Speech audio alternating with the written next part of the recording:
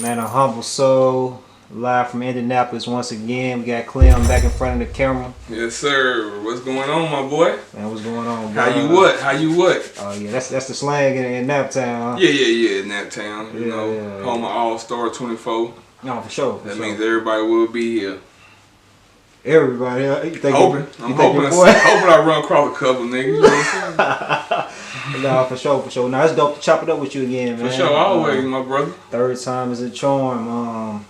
Man, since the last time we chopped it up, has anything else changed? I know we talked about a couple of more things. Obviously, still based around Jeezy. But you talked about Pee Wee Roscoe. You talked about Gunna. You talked about Slick Puller, Blood Raw, Boo Rossini, Slam Duncan. You know what I mean? So on and so forth. Have you got any feedback? You know, since the last interview? No, nothing but some good feedback. Everybody telling me keep going, keep telling my story. You know, because the people that know the shit I'm talking is real. That's all. No, for sure. So.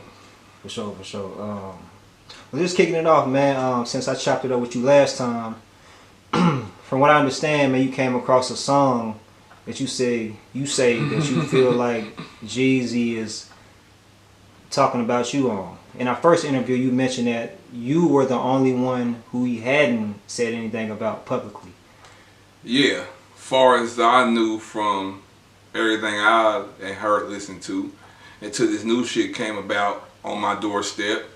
So some of my people hit me and was like, they had ran into Jeezy and some niggas that he be with, and they asked him like, where Clem at? And my people told me that one of the niggas was like, oh yeah, him and Clem fell out on some other shit. He made a whole song about it.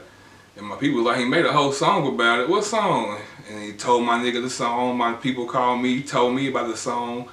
And I'm talking about, when I looked the song up, it was 4 years old. You feel me? It was 4 years old, and I never heard about it, never crossed my table, because nobody I fuck with, nobody I talk to on a daily basis, since I left him, even deal with him or his music. So it never came across my table, because nobody I really talked to listen to his shit no more. So, but other than that, yeah, it was a song called Fake Love.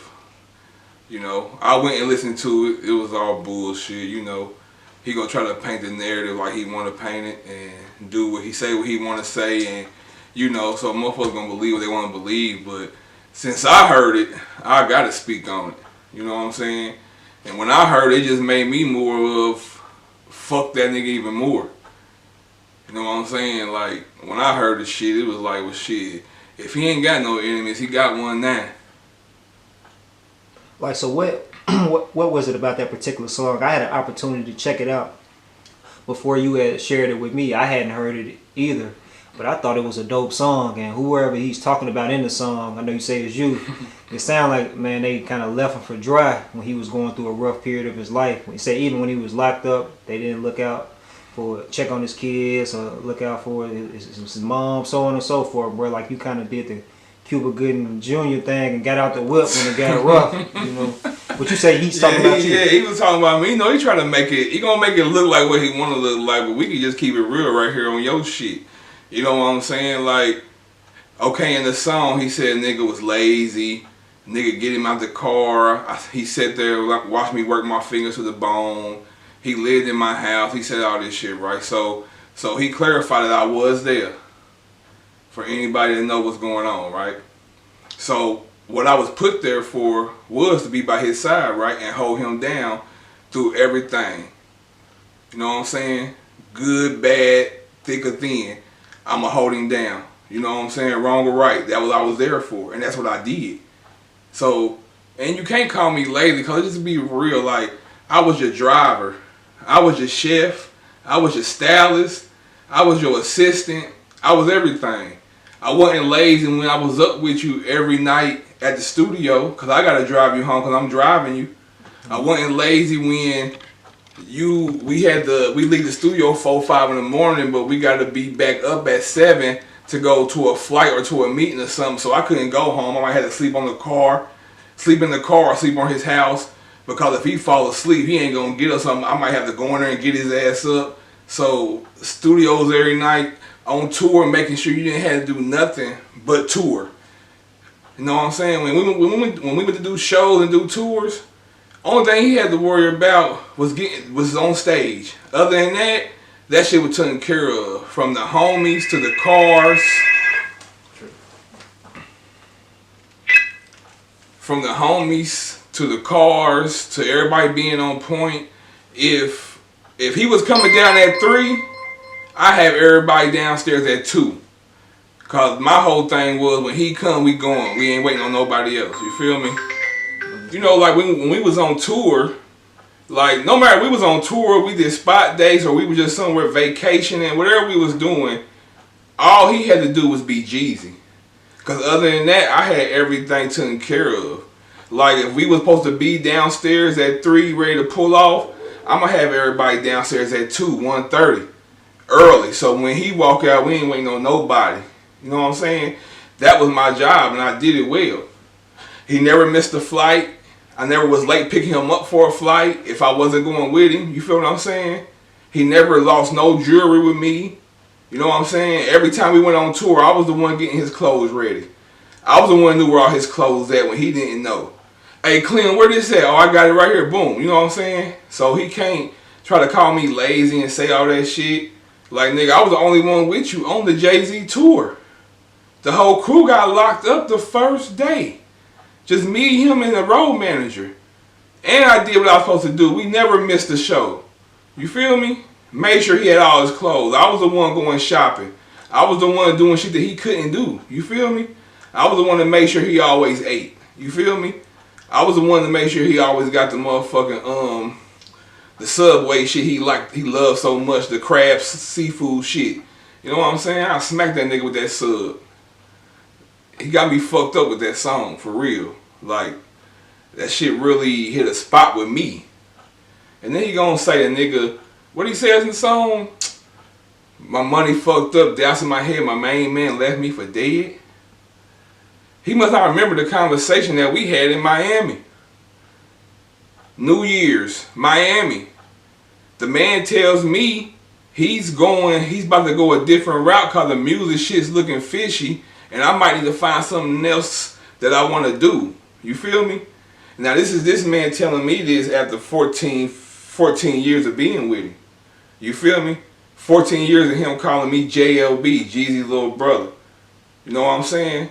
14 years of you telling me no matter what, I got you. No matter what, if I'm rich, you rich. If I got, you got. I just need you to hold me down. And I held him down. And he gonna say my money fucked up, doubts in my head. My main man left me for dead. My nigga, I was fucked up the whole time I was with you. If you want to talk about it, let's talk about it. I took niggas around the world, gave them jewelry, some bullshit he said. Nigga, keep the jewelry. You should have paid me for what I was worth, for what I did. But once I started reading the same books he was reading, and started venturing off and fucking with other people that was doing what I was doing and other crews, I started seeing the bullshit that he was doing. Cause the shit that I was doing for him on a daily basis for years, motherfuckers running around getting 5 bands a week to do this shit. No cap.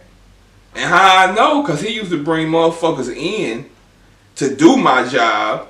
Cause this is his exact words. Yeah, I'm gonna bring an assistant in to do my job because you know you my little brother. I can't have you running around here doing this and doing that and doing this. But that shit wouldn't even last a week with these motherfuckers because they didn't know him. I knew him. You know what I'm saying? But he's paying them. He's bringing people in to do my job and paying them money that he could have paid me. You paying these folks $4,000-$5,000 a week to be your assistant when I've been your assistant goddamn for 3, 4, 5, 6, 7 years, nigga. You never paid me that. Never. Matter of fact, the first 4 years I didn't even get paid, nigga. Let's just be honest. Cause my shit didn't come with a price tag.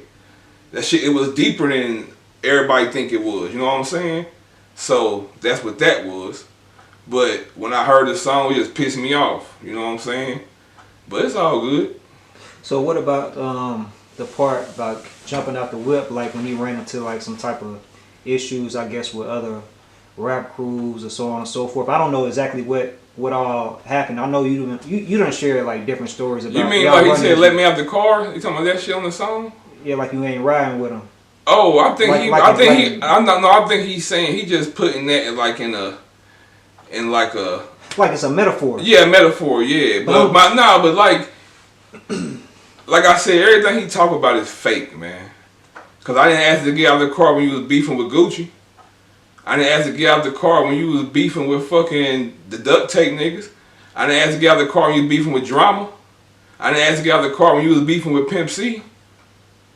You know what I'm saying? Rick Ross, I didn't ask to get out of the car.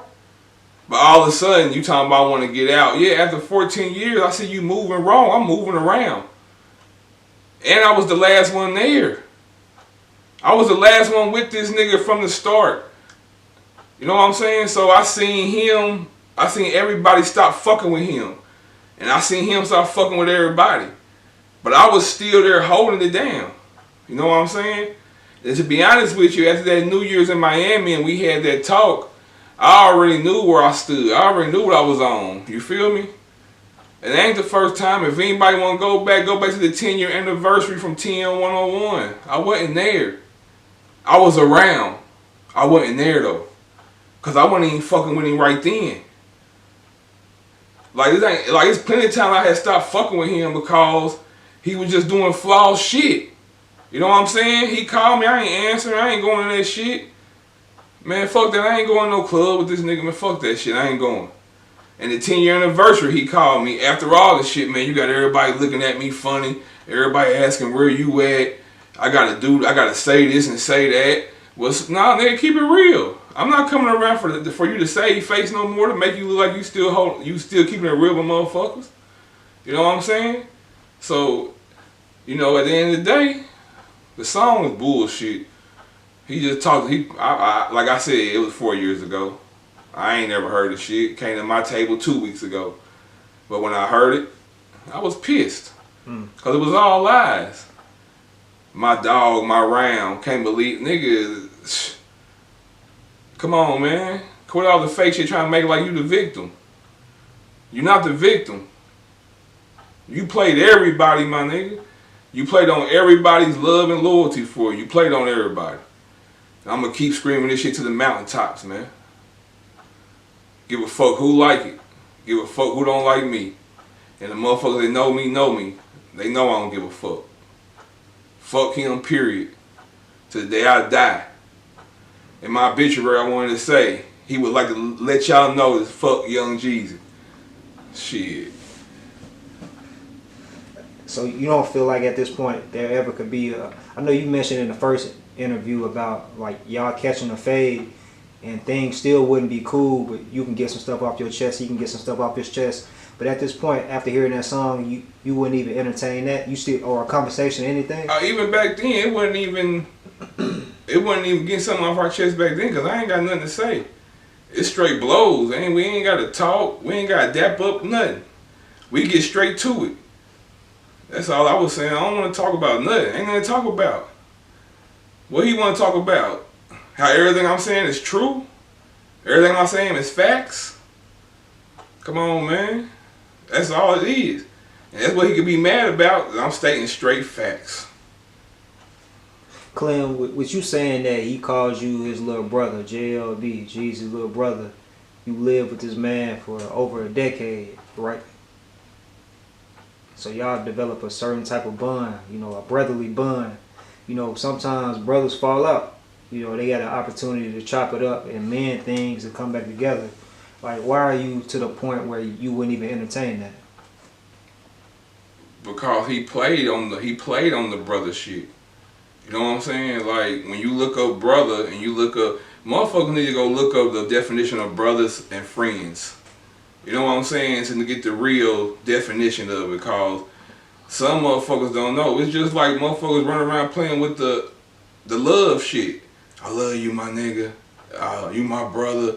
A nigga really just, you know, what they call it, manipulating you, making you feel like that you is that person and always go, but he really just holding on. He really just trying to make you hold on more to not see his bullshit. You know what I'm saying? So all that I love you, you my brother and all that, that's the shit that keep you blind from the bullshit that they doing. You know what I'm saying? And that shit had me blind for a while. Cause like I said, my love and loyalty didn't come with a price. It wasn't about that. But once you wake up 10, 13 years later, like, God damn, I ain't got shit. You know what I'm saying? Let's just be honest. Nigga ain't got shit. Fuck all that jewelry and shit. Ben melted that shit down, my nigga. You know what I'm saying? So, that shit didn't mean nothing. Especially once I woke up and seen what was going on, man. You feel me? Everything comes to the light. What's done in the dark. So, and he did a lot of shit in the dark. I'm bringing it to the light now. Cause I didn't know, cause like he said, like that song and all the other shit he put up about everybody doing him wrong and he trying to make like he the victim. No, you did everybody wrong, my nigga. Everybody. Everybody. Shit. You might need to go down to Hawkinsville, talk to some of his family. Shit, I might need to set that up for you. Shit. They'll tell you. I mean, but to be honest, do you have like family members that you not, you know what I'm saying, cool with or close with? That can be anybody, right? No, cause I'm close with all my family. I'm just you gotta think about like I said before, when you call that word family, friends, brothers, sisters, love, and all that, them is serious words. When you talking about people, you just don't call anybody your family. You just don't call anybody your brother. You just don't tell anybody you love them. You know what I'm saying?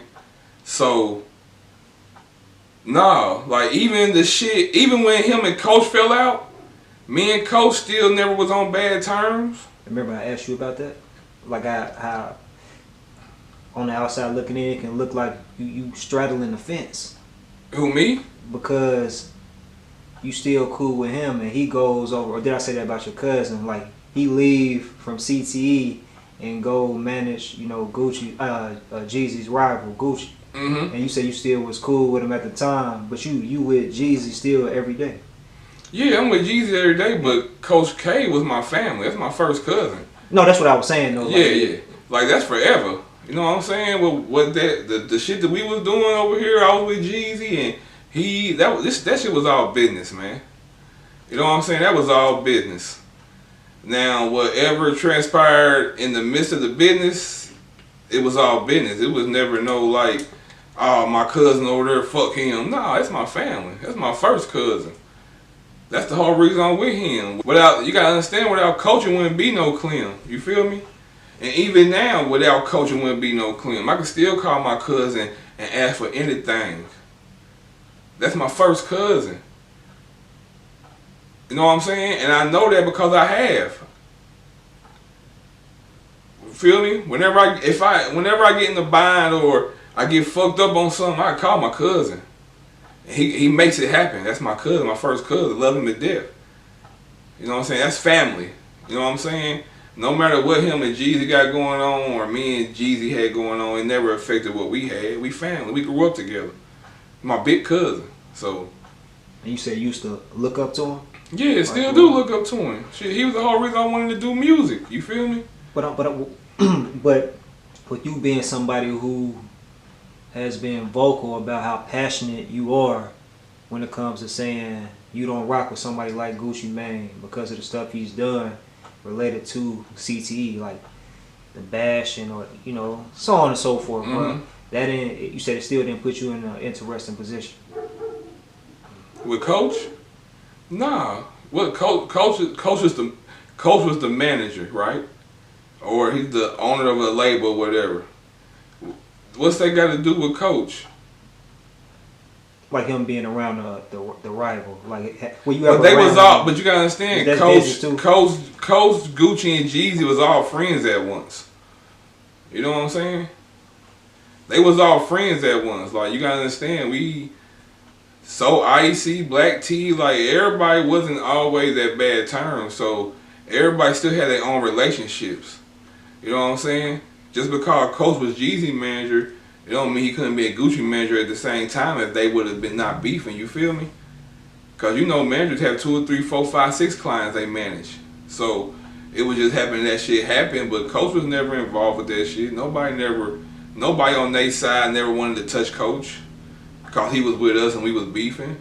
And then when he left, nobody from our side wanted to touch coach cause he left. Niggas love coach, from the scrap loaves to everybody in Macon. You know what I'm saying? Coach was a real one. Coach wasn't fake.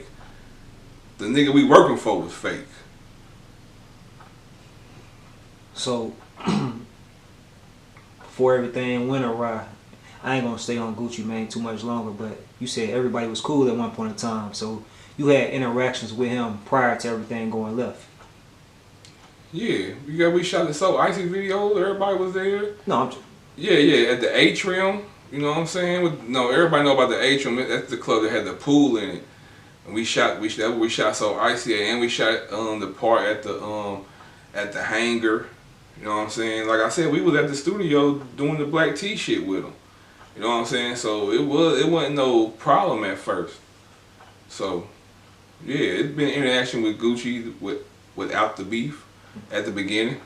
That's how that's how I even knew Waka from being around at the beginning. You feel me? Before he was a rapper. So no, for sure.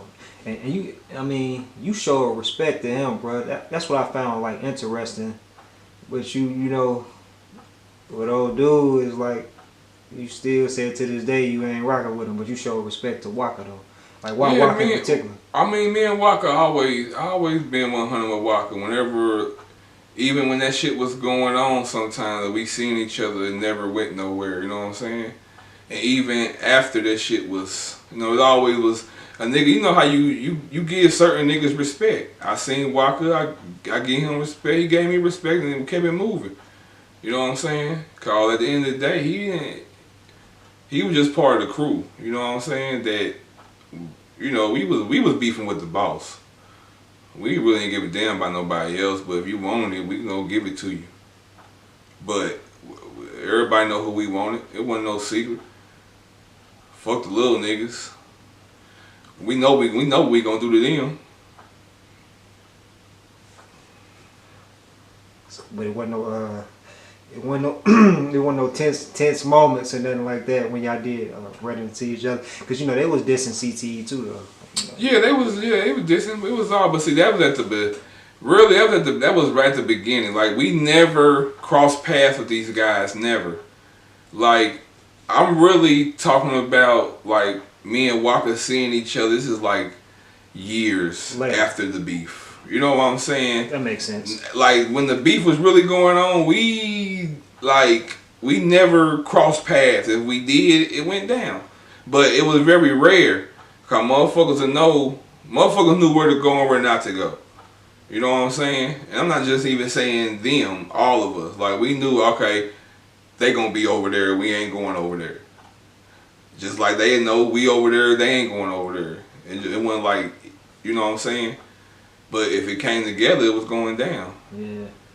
Like, I could tell you a time when it didn't go down. We was at, where the fuck was we at? We was right there at the old Hot Beats on 16th Street or 17th Street. And it's me and Slick. Nigga, we ain't got no guns or nothing. Me and Slick outside waiting on Jeezy to pull up. So as we waiting on Jeezy to pull up, there's some other niggas in the studio working too. So while me and Slick outside, we in the Escalade waiting on Jeezy to pull up, we standing outside the Escalade smoking whatever. But as we waiting on Jeezy to pull up, they pull up.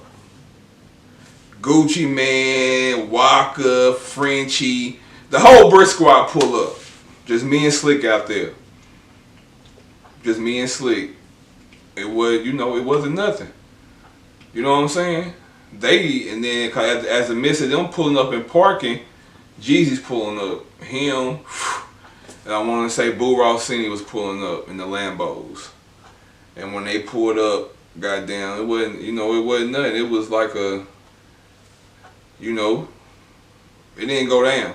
You feel what I'm saying? And they was like 15, 16 deep.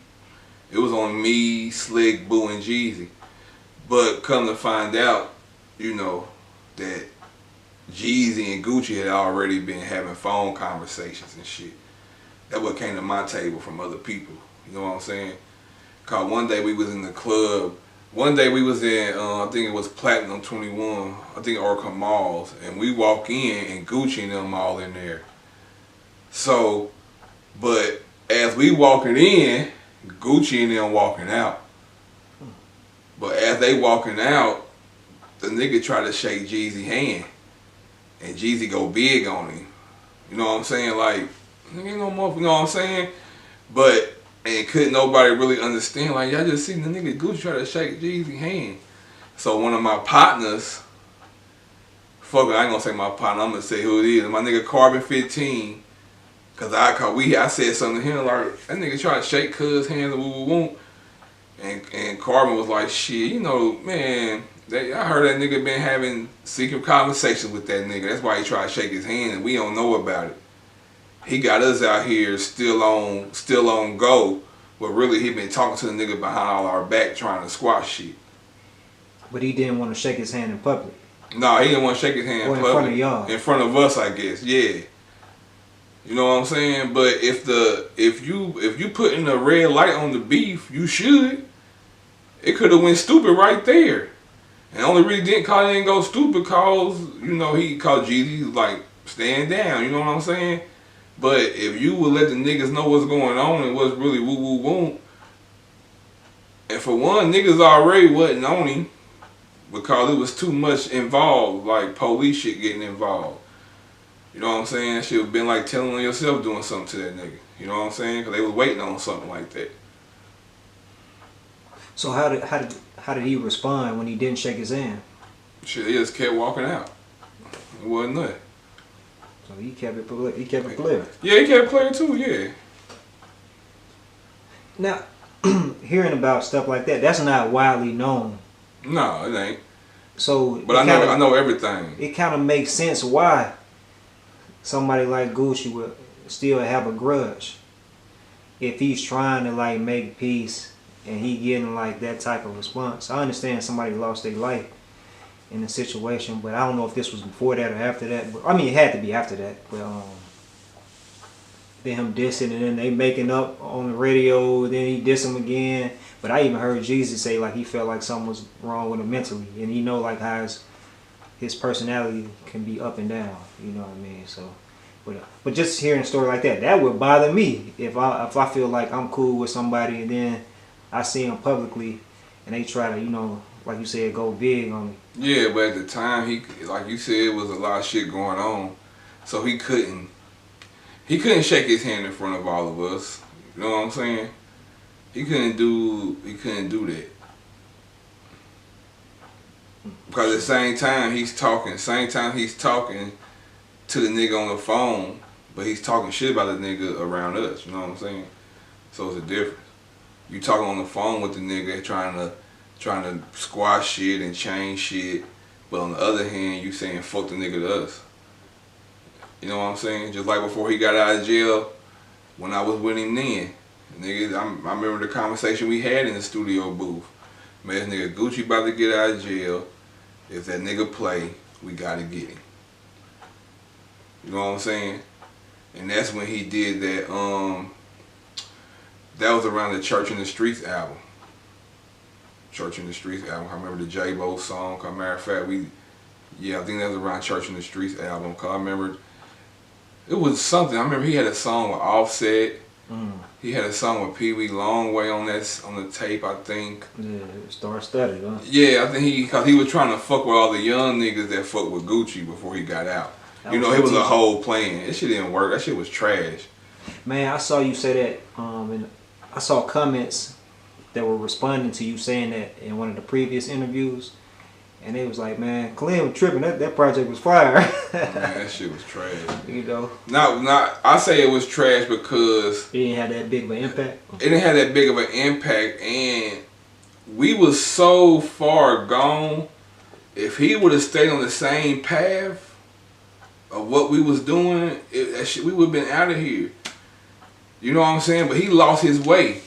And that's why niggas like CMG is still popping. That's why niggas like Rick Ross is still popping. That's why Gucci Mane is still popping. You know what I'm saying? Everybody that we was above is above him now.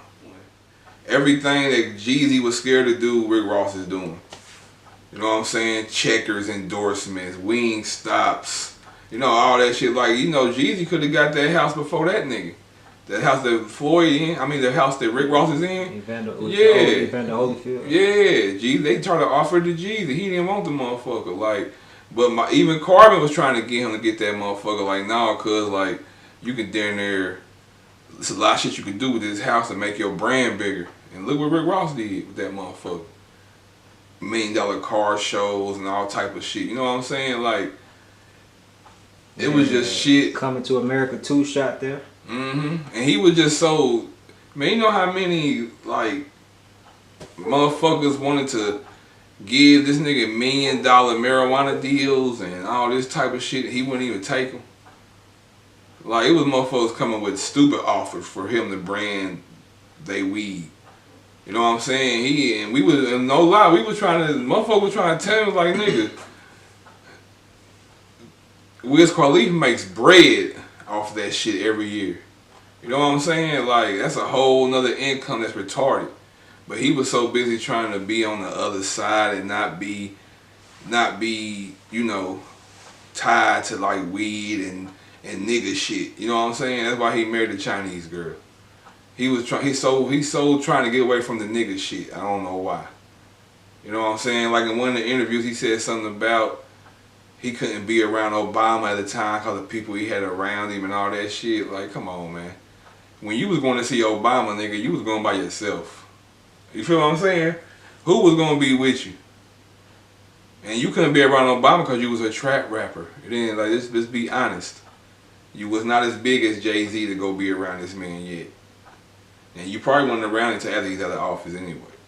But I'm just saying, he was just so determined to get to that other side, my nigga.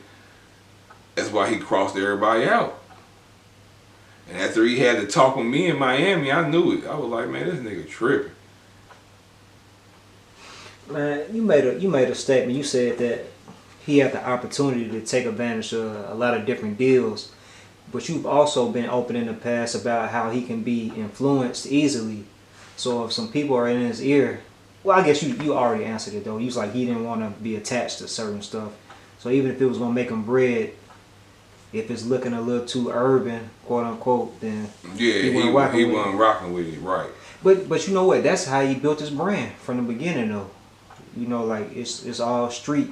Yeah, that's why I just like he got off the path that we was on. You know what I'm saying? Like he got off the path. He wanted to be something else. People evolve though. People grow. Yeah, but you can grow and still be you. You ain't got to change who you are.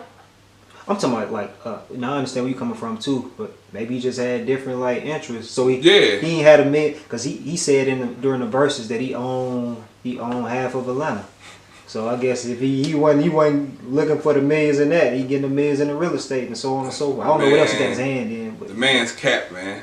Me and my people did the research. That man owned 2 properties in Atlanta. They may be under a different and one name. in foreclosure. You hear me? I would stop bullshit, man. Nah, but he only got 2 properties in Atlanta. In his name. Yeah, shit. Who else man they gonna be in? His daughters? I mean, I don't know if he got like an organization or something, you know, or a company. You never know. You know how people hide, you know, stuff in different people's names. Well, I guess half of Atlanta. That's what he said. That nigga think he AG or something, man. Everybody know who AG is. He think he Alex, man. That man own half of shit. You seen the paperwork.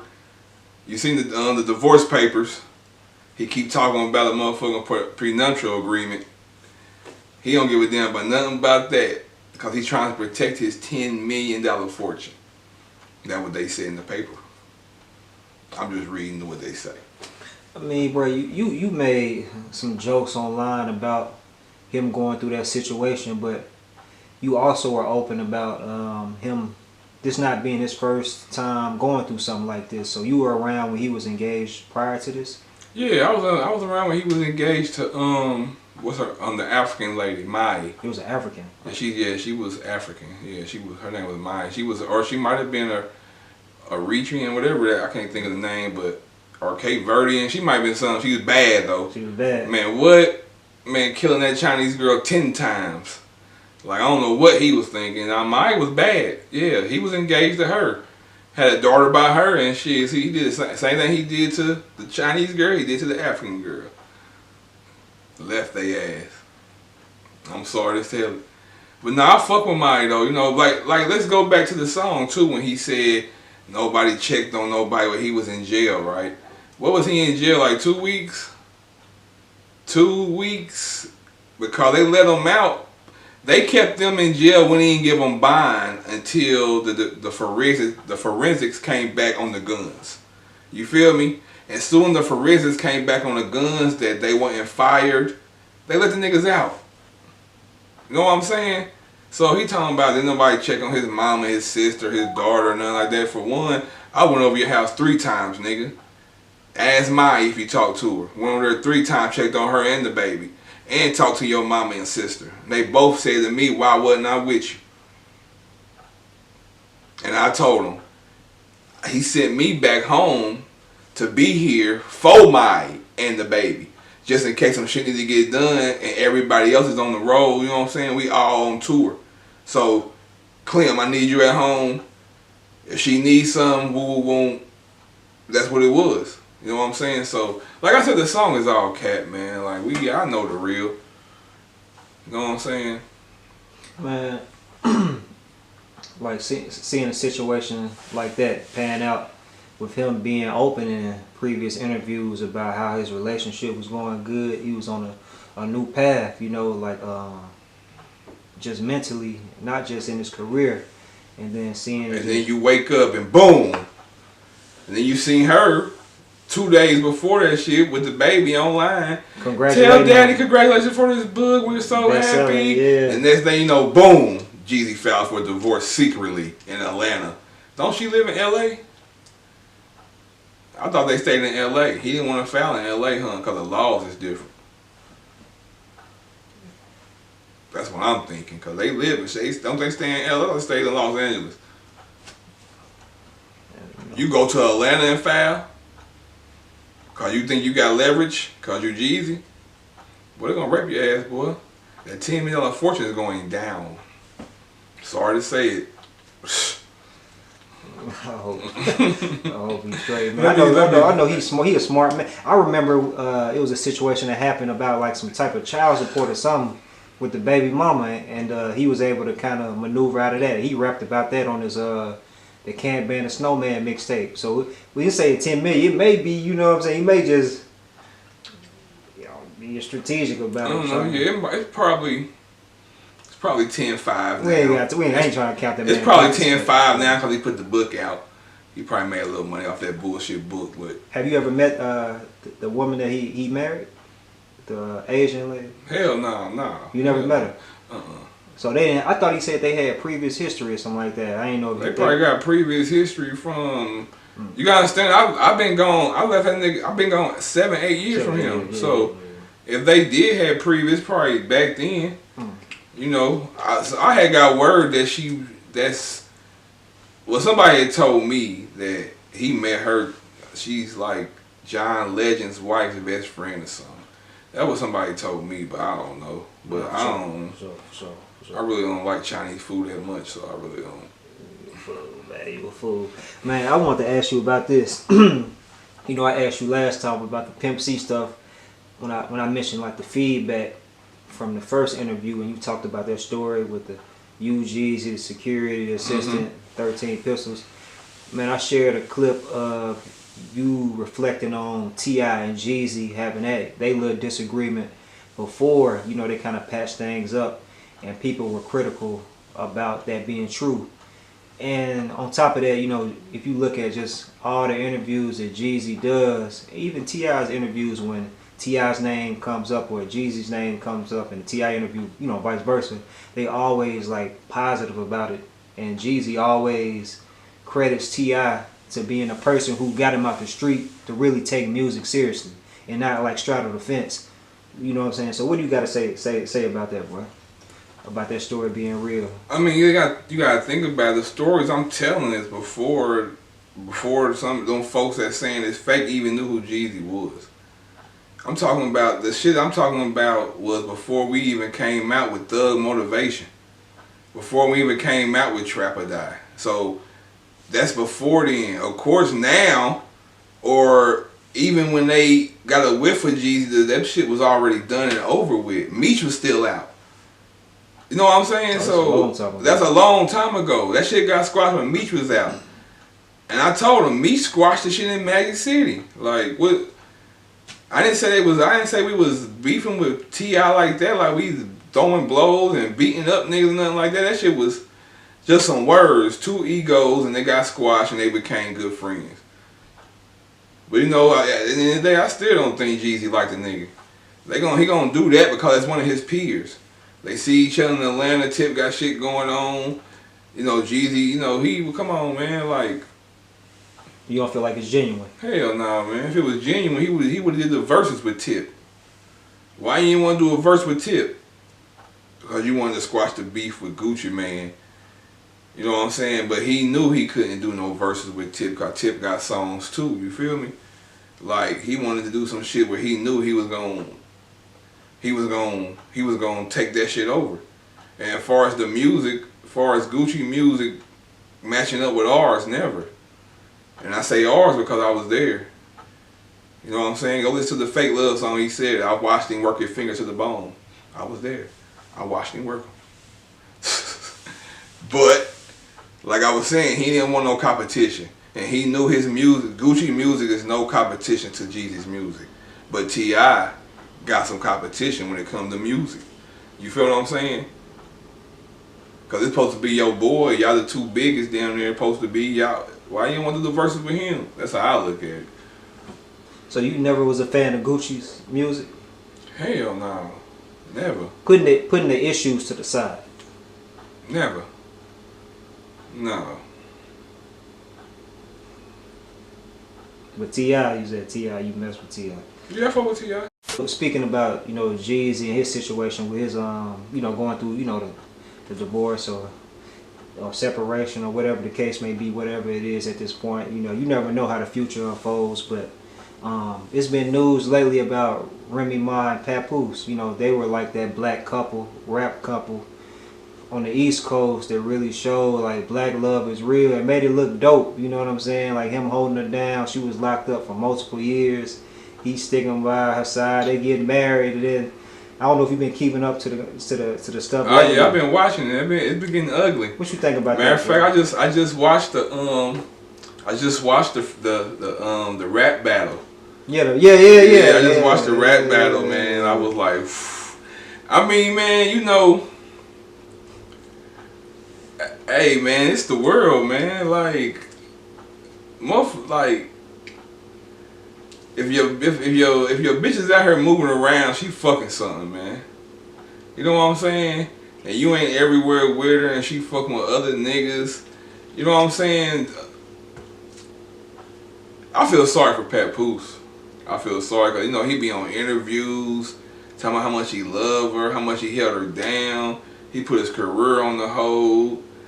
You know what I'm saying? But, man, this is the world. It's 2023. You know how many motherfuckers going through that we don't even know? Same thing they going through, somebody else going through it. It's a female somewhere that held a nigga down in prison. He got out and fucked her over. Same thing with them, man. It's just the world. Like, I feel like it's magnified because, like you said, it's normally the other way around. It's normally the other way around, yeah. But Remy Ma's like the nigga in the relationship to me. That's how I always looked at it. Why you say that? She been to prison. She talk that shit. She rap like a nigga. She be going off. You know what I'm saying? When she rapping and shit. I like Remy Ma. And then she go to prison for shooting a bitch or something. Yeah. Come on, she was a nigga relationship. You know what I'm saying? If my wife went to jail for shooting a motherfucker, I'm gonna be on my best behavior. And then every time she might pop my ass.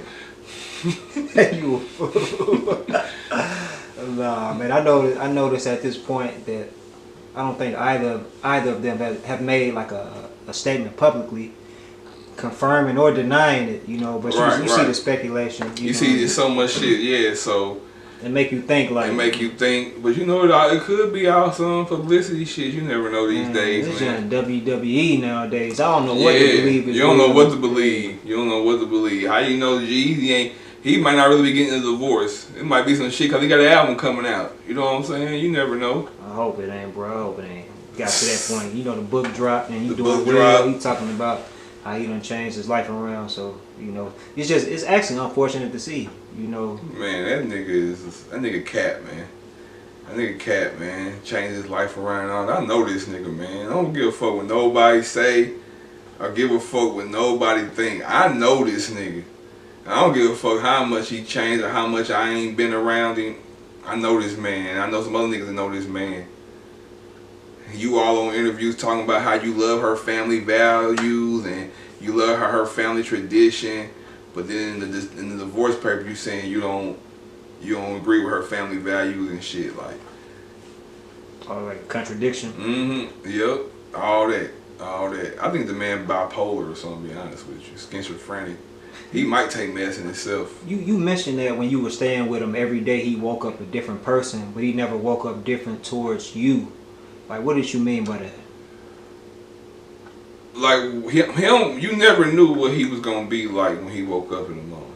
You didn't know, like you just didn't know. Like, I mean, for me being around lots of years, and you gotta understand, like I said, he called me his little brother, so I knew how to deal with him. I knew what was going on, or cause you never knew who he's gonna wake up and be like, fuck him. You know what I'm saying?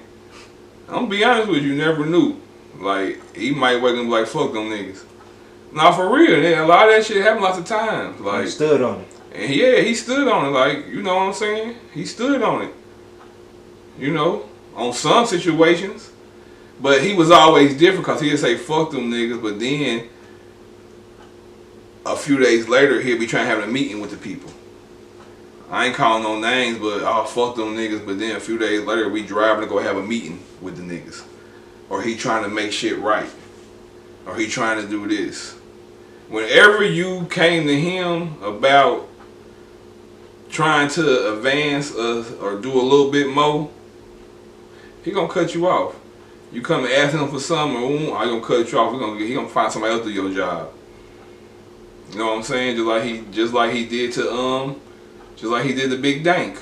You know what I'm saying? Big Dank just came and asked him for a raise on more for doing the shows. You know what I'm saying? That was his hype man. When Dank asked him that, he cut Dank off. You know what I'm saying? He just need, like, you can't, the nigga, we running around getting 60, 70, 80,000 a show. You know what I'm saying? You can't get this man nothing. You can't get this man what he deserve. He out there with you, right? I don't know how much he was giving, but Jeezy was the type of nigga, he give you what he want to give you after the show. He might shoot you $200 or something. You know what I'm saying? He was that type of nigga, just shoot you something. Well, he was a multi-millionaire. Yeah, multi-millionaire. But then you want to put in the song, money fucked up down to my head, my main man left me for dead. It was like, nigga, for one, I'll post your money fucked up. I ain't got your bank accounts. I don't know what you bringing in. So he wasn't like open to you, like, or telling you like his deepest, darkest secrets. Y'all ain't have that type of relationship with staying together and all of that. I would assume that y'all developed that type of bond, man. Not the darkest, no. You know what I mean, yeah. Like y'all just had that type of relationship where y'all talking about everything. We talked about everything, but far as finances, money. Yeah, finances and money and all that shit, no. Like. And you never asked him for no real money while you were with him. Because you was, I guess he always asked you. Like he always looked out for you financially. Yeah, I was always with him. You know what I'm saying? Like I said, I was always with him. You know what I'm saying? And I never asked. If I did ask, it was for, you know, I barely had to ask because I had already had it on me. Yeah, so I didn't have to ask for it. You said having like a bag with 200,000 or 300,000. Like yeah, he's just trusting you with it. Yeah, I mean I wasn't doing nothing with it. No, I'm just saying. Yeah. Like so, and when he went shopping, I went shopping. You know what I'm saying? If I was shopping for him, I was going shopping. You know what I'm saying? So it wasn't like that. You know what I'm saying? Like I said, we lived together. Oh, for sure. Condos, houses. So I had access to everything. I had access to every car, every condo, every house. So me having to ask for something at the time, I didn't have to ask for nothing. Yeah. But it was like as I got older, it was as I started getting out of my 20s and into my 30s. It's like, hold on, I got to start waking up. I gotta start getting something for myself. Like everything I got is his. You know what I'm saying? Where mine's at. And I'm around here working though. I ain't like I'm around here working.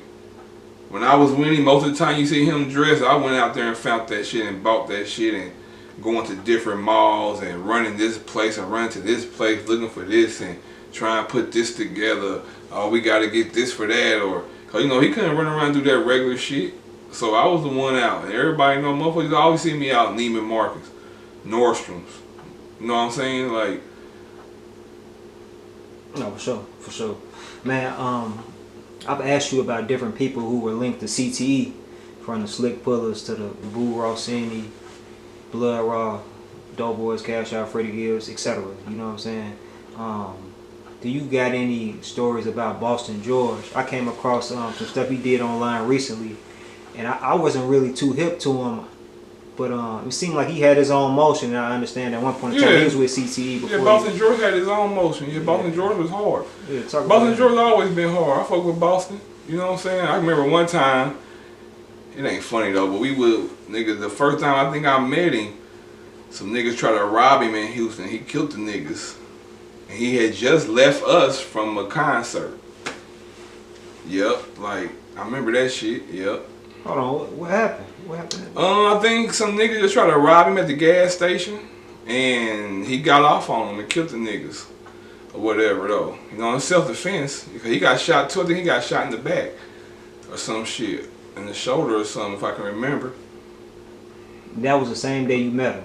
Yeah, that's the first day. First time I really met him, yeah. You know him, that was Boo Rossini homeboy. That's crazy. So Mississippi, Texas, I guess. Yeah, because you know Boo Rossini be in Texas. Oh, okay. Yeah. For sure. You said you used to mess with his music though? Yeah, I fuck with Boston. Yeah, okay. Boston, Boo, I fuck with that music. Man, yeah. I saw him share some stories, man. He said that stuff about Trader Truth and Jay Prince Jr. He said he swung on Adrian Bronner and some more stuff. Like, it seemed like he was a wild dude. Oh yeah, Boston George a wild boy, man. Wild light-skinned nigga, man. Yeah, he light-skinned though. Yeah, wild. Yeah, Boston. Cool. He ain't no sucker now. He gonna get it in. He ain't no bitch. So you know. No, for sure. You can't play with him. No, I was just curious. Yeah, I don't think I asked you about him, but I came across a video he did recently on YouTube. Man, I also saw you mention that there was an incident when y'all ran into Suge Knight, and the stuff I'm familiar with Suge Knight. When I interviewed Dredd, he talked about how he was at the club that night when he saw Suge Knight walking towards Jeezy. And then they ended up popping Suge up, and he got in front of, he pushed Jeezy down, and Dredd ended up getting shot protecting him. Like, but you talking about a totally different incident. Or were you there that night? Yeah, that's a totally different. I wasn't there that night when I was there, but I went at the club with them. They had went out. Matter of fact, that shit happened. Yeah, that shit. No, I was in Atlanta. I was in Atlanta because I had went home some days before that. That's the same time the Bay Area shit happened. Yeah, right before that. Right? Yeah. So yeah, but the time I'm talking about was Suge Knight. We was at the Four Seasons. We was then it was me and Jeezy. We was in LA for some other shit. I don't know what we was doing. Talk about it. Yeah. It might have been some meetings and shit, but we had pulled up to the hotel Four Seasons. Everybody know Four Seasons. Everybody knows Suge Knight stayed at the Four Seasons. You know what I'm saying? So in LA, in Beverly Hills, that was his spot. So we had fucked around, went there, got out the car, and he was over there. I don't know if he was. I can't say who he was with. I want to say he was with Big U. I can't really remember. But we got out the car, walking into the hotel, and the nigga Suge was like, "What's up, little homie? What's up, little homie?" So me and Jeezy looked at each other, kept walking, but he said it again. So you know, Young was like, "Fuck that shit. Hold on, let's go back." Where these niggas think they pressed us. You feel me? So we went back over there with the nigga Wood, with Suge Knight, and Jeezy like, "Man, ain't no little homie over here, my nigga. ain't no little big homie over here. And then Suge Knight was just like, nah, it wasn't like that, Jeezy. We were just trying to holler at you. And we won't. Nah, for real, we ain't back down from that shit. You know what I'm saying? And that's what that was. After he just showed him respect, it wasn't no issue though. No, it wasn't no issue. Because you know you hear like the tales of Suge Knight, but I've also heard that he was misunderstood. But I guess you feel like if he didn't address it, that could have been perceived as impressing him. Yeah, it could have been seen as they try to take it and run with it. Try to take it and run with it, yeah. Or you know, the motherfucker call you little homie. You know what I'm saying? He's like, nah, ain't no little homie, nigga. The fuck? That's how nigga was. Like, little homie, nah, big homies over here. Yeah. You know, cause that's how the motherfucker try you like that. You know what I'm saying? They'll try you like that, but we wasn't going for it. I ain't nothing go down. You said it was just you and him. Yeah, it was just me and him. You said it was just Suge and him. You said you think it was Big U or somebody. I think, if I can remember. Yeah. Nah, I thought that was crazy. I never heard that story, bro. Nah, these are stories of yeah. You had to be there type of story. But you know what I think is interesting with that in particular, just thinking about Jeezy and his stature and Suge Knight, that he still didn't back down though. So I guess he was somebody who was really about his business. Who? Jeezy. Oh yeah, he ain't one about it. Yeah, so he was with it. Yeah, he was with it. He ain't about to let a nigga homie. You know what I'm saying? He gonna go. He ain't no. I ain't calling him I ain't saying he's a bitch. He's soft. He ain't what he is. I'm just talking about what me and him went through and where we at now. I ain't taking nothing away from his street shit. I ain't taking nothing away from his gangster shit. Whatever that's that shit. I'm talking about this shit. For sure. Well, that's respect. That's respect, man. You mentioned that, correct me if I'm wrong, that it was an incident in New York where somebody put a gun on him and you was there? Or put a gun to his head or something? Oh, no, I was saying that as in when the nigga said, let me out the car and all that shit on the song. Right. Like, I was like, I wasn't saying that shit when I was right next to you when we got into it with the New York niggas at Club Royal. What happened in that situation? That was the, we was at Club Royal, we had a party, and the BMF niggas showed up. And you know, Misha's locked up, everybody locked up, there's just some people around. Mm-hmm. And some of the BMF, one of the BMF niggas, some white boy had been talking shit. And so, one of our niggas from our crew went and knocked the nigga out in the club. Right there in the middle of the club, in the middle of them niggas. So as my nigga knocked the nigga out and we start scuffling and fighting with the niggas, one of the New York niggas with the BMF niggas pulled a gun out. So everybody backs up or whatever. You know what I'm saying? But when he pulled the gun out, it's me and Jeezy. And I'm right next to Jeezy. So the nigga like this, so we all backing out the club. So that's when I said Jeezy had took the gun and put it to his head and told the nigga to shoot, nigga, if you gonna shoot and whatnot. So that was that situation. I was just saying, like, nigga, I was right there next to you right then when that shit happened too. I could have got killed too. I want to ask you to get out the car then.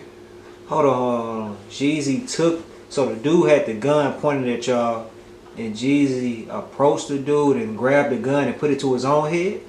Well, he didn't approach it because we was like right here. You know what I'm saying? That close. Yeah, the nigga was just he wasn't trying to get, the nigga was he wasn't trying to get hurt because we was about to get on their ass. So the only thing really saved him was the gun. So when he pulled the gun out, we all was just like, oh, okay. Because we ain't had no guns, it was our party, you feel me?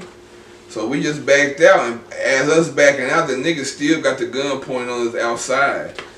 So the nigga, Jeezy, just like, nigga, you ain't about to shoot nothing, nigga. Shoot me then, nigga. Shoot me. Shoot, nigga.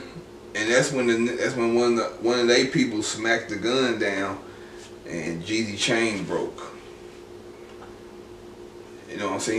He had a diamond-studded chains, and he smacked the gun down, and the chains broke.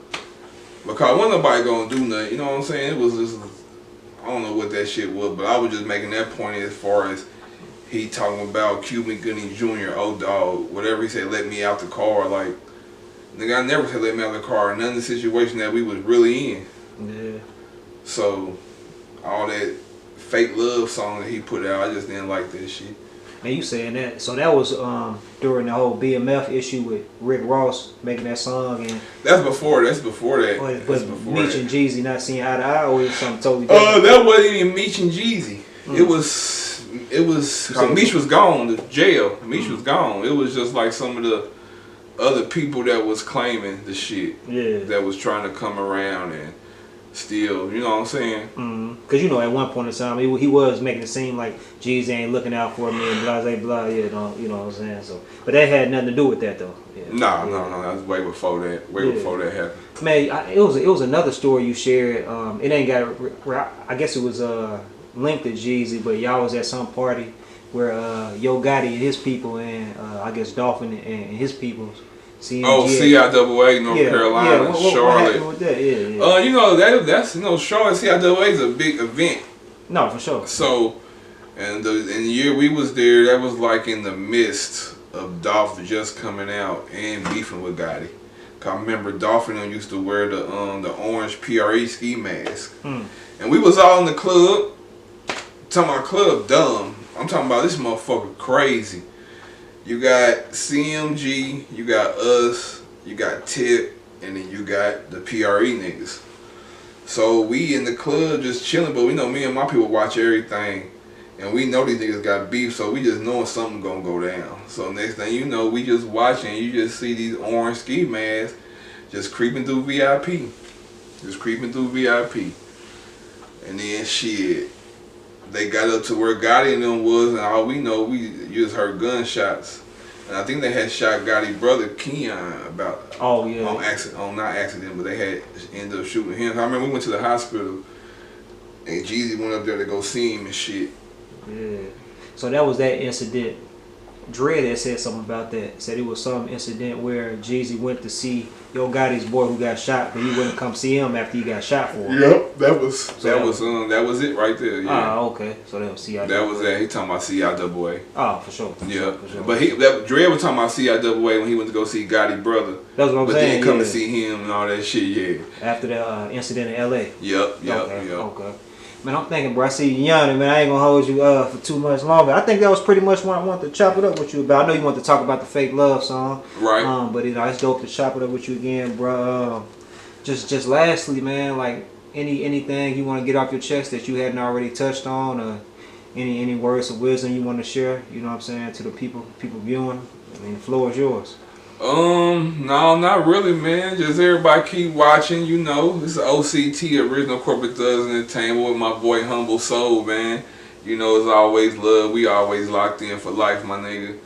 And you know, it is what it is. Everybody go to my page, like and comment, subscribe, AHumbleSoul, like and comment, subscribe my shit. And you know. So that's 100, man. Appreciate it, Clem. For sure.